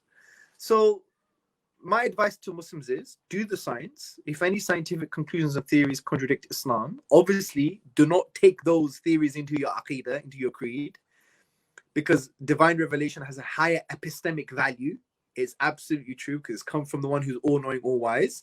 Science, even though we have well-confirmed theories, still can change, and the history of science is testimony to that. And if there happens to be a scientific theory that contradicts Islam, don't accept the theory in your aqidah, into your theological creed, but just accept it practically. So you don't accept it as a truth, accept it practically. It's working. We're going to work it out, and we see what happens. And I know it probably could change in the future based on your observations, because we know future observations or understanding can contradict our current conclusions. And just because something works, it doesn't mean it's absolutely true, because we know in the history of science that when things were working, we've later found out that they weren't true. For example, in the 1700s, there was this theory called the theory of phlogiston. The theory of phlogiston was that if you burnt combustible objects, they would release something called phlogisticated air. Dan Rutherford in 1772 or 1773, he used this workable theory and he discovered the truth of nitrogen. But later in the future, they found out that phlogiston as a theory was false, even though it was working. So just because something works, it doesn't mean it's true. So my argument is take a chill pill. Don't worry about it. You don't have to review anything. Let the scientists do the scientific work. And anything that contradicts Islam, obviously don't take into your aqidah, because we have another source of knowledge, the Quran and Sunnah, which is, from a creedal point of view, is absolute. Anything that contradicts it, don't put it into your aqidah, but just work with it practically, knowing that this is human knowledge. We have the pixel, Allah has the picture, and in the future, things can change. And that's the beauty and nature of science. So it's not a problem. Don't worry about it. The next question is going to be the last question, as we're running out of time. So the next question is, what's your take on the work of Imams Al-Ghazali and Ibn Taymiyyah in refuting philosophers? What are similarities or differences in their approach, and how relevant are their works in today's challenges? Oh my God, what a big... I can't answer that question right now. All I could say is that Ibn Taymiyyah, rahimahullah, Al-Ghazali, rahimahullah, Allah have mercy on them both, were absolute giants in Islam. They must be respected and loved very dearly. For example, I reference Ibn Taymiyyah around 10 times in my book, and I reference Al-Ghazali around 11 times in my book. And they both have a hell of a lot to say concerning our contemporary times. Ibn Taymiyyah, for example, he has a really robust response to the problem of evil and suffering, which is based on the kind of wisdom argument, and it's a really good response. Al-Ghazali, for example, has a great perspective on God's existence, on showing that Allah subhanahu wa ta'ala is one, on the absurdity of the infinite regress of causes, which is something that Ibn Taymiyyah agreed with as well. And Ibn Taymiyyah and Al-Ghazali also agreed in this world, this universe being the best possible world, right? So there were agreements, but there were also disagreements for sure. But what we have to understand is that they have a lot to say concerning the contemporary issues that we face. I would say that Al-Ghazali, specifically his life, resonates a hell of a lot with a lot of youth and a lot of people studying Western literature or studying in this kind of globalized world, because Al-Ghazali's life was just like Ibn Taymiyyah's as well, but specifically Al-Ghazali's life was filled with, you know, an intellectual and spiritual struggle, which for me is just phenomenal. Because Al-Ghazali, for instance, you know, he was the Don of Baghdad, and, you know, his students were scholars, and he couldn't speak one day. And you know the whole story, he went on this journey for 10 years or so, left his family, and he tried to humble himself. And, you know, that's where he wrote the Ihya, his massive piece of work. And what Al-Ghazali did was he showed to us that Iman doesn't come through philosophical arguments, although he was the one who wrote Tahafut al-Falasifa, the incoherence of the philosophers. He knew philosophy very well, and he told people, look, if you think that your Iman is going to be established through abstract rational proofs, he said someone smarter than you is going to come and basically refute you, just tweak a bit of your premises. He said Iman doesn't come through that, you know. From that perspective, Iman is a gift. Iman is through internalizing the Quran and Sunnah, living the Sunnah in your life, worshipping Allah, connecting to Allah subhanahu wa ta'ala. And Al-Ghazali lived through that process. And it says a lot for us in a contemporary sense, is because a lot of us, you know, we come to the deen pretending to be intellectuals and having intellectual arguments, but really at the end of the day, Iman is going to first and foremost come through Allah subhanahu wa ta'ala and his will and his mercy, and it's a gift. But we see it increasing through following Allah and his messenger, worshipping Allah, coming close to him, affirming Allah's names and attributes, understanding that he is the only one worthy of worship, engaging in that path of worship, following the Sunnah.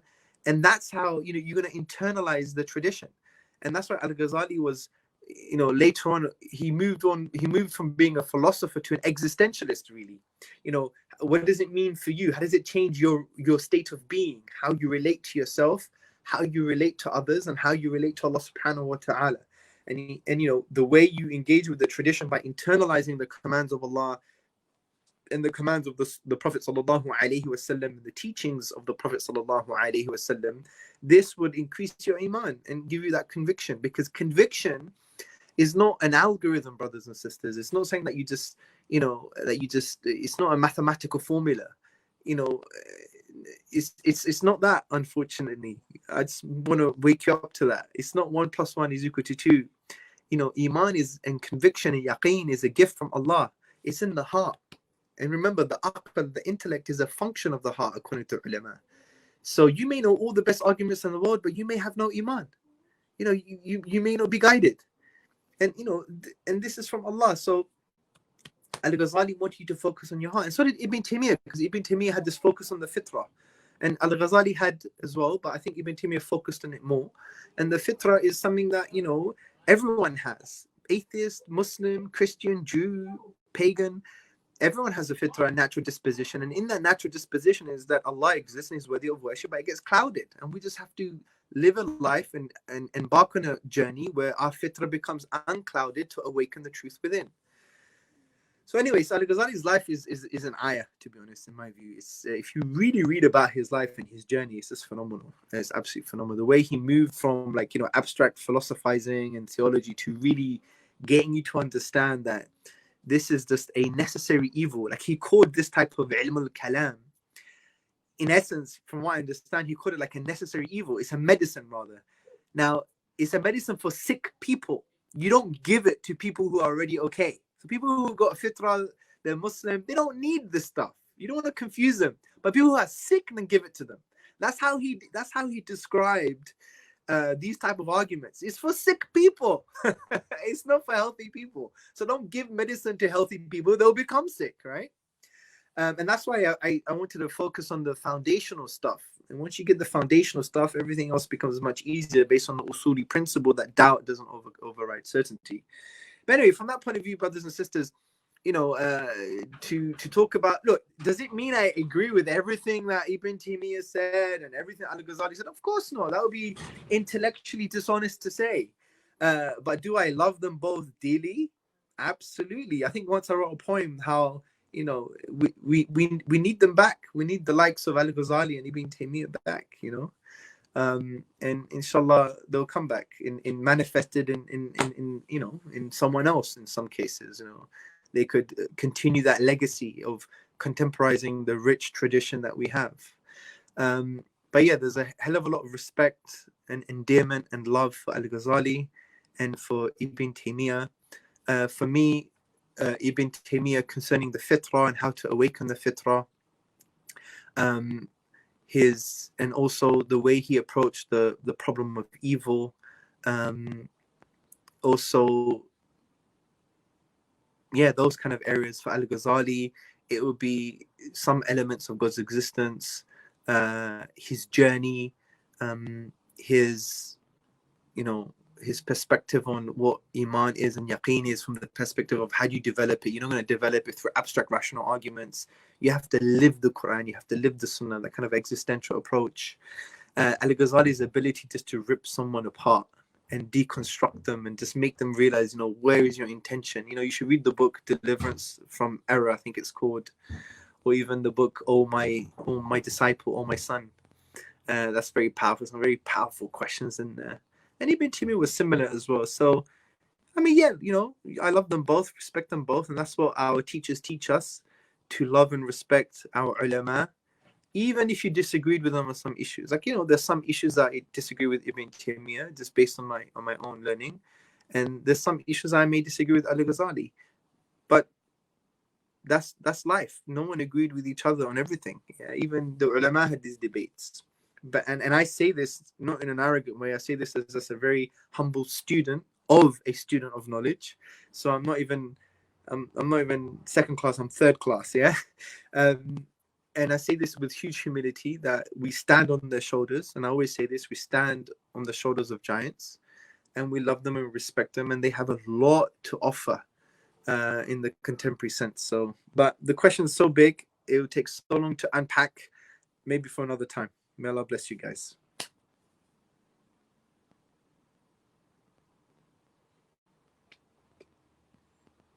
Jazakallah khairan for the detailed answer.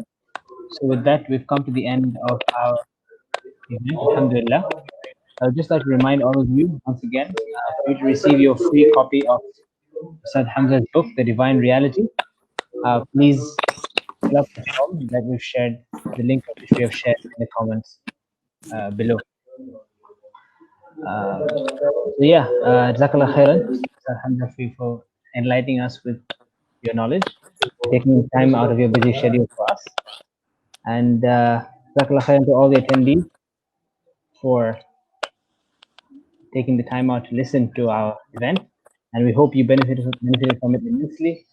And please keep us in your du'as. Jazakumullah khair. Assalamu alaikum wa rahmatullahi wa barakatuh.